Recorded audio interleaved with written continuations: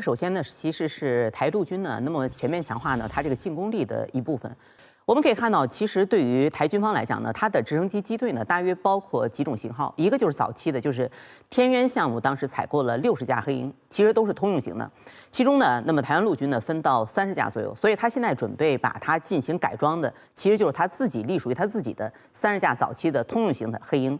那么现在呢，如果说再购买攻击型的黑鹰呢，那么这里面大约有几个方面的新技术哈。就这款直升机呢，首先呢，它是可以白天夜间都可以作战的，就是它有光电和红外的传感器，这是首先的。其次呢，它实际上是有一个夜视的这个头盔的，也就是它可以和整个它的直升机的武器系统形成一个联动。那么直升机飞行员他的头盔转向什么方向，其实相关就是一个搜索、瞄准和打击的方向，所以它使用方面，这个可能是台湾军方采购的一个比较重要的一点。那么除了黑鹰以外，我们知道它还有阿帕奇，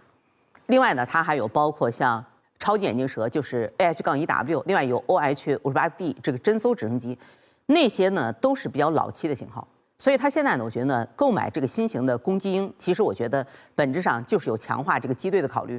而且从第三个角度呢，我们会发现这个案呢，其实它本身它是一个退而求其次的选择。就是按道理来讲，其实岛内它对于这种采购是有一种批评的声音的，就认为呢，如果说你要强化这个打击力来讲，那为什么不继续采购阿帕奇呢？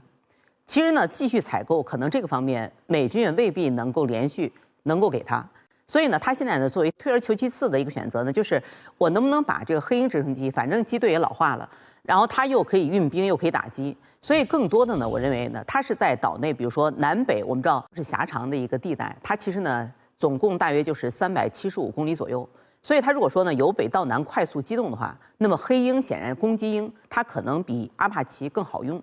所以呢，我觉得现在呢其实是台湾陆军呢在全面的调整它的陆战思维的一种体现。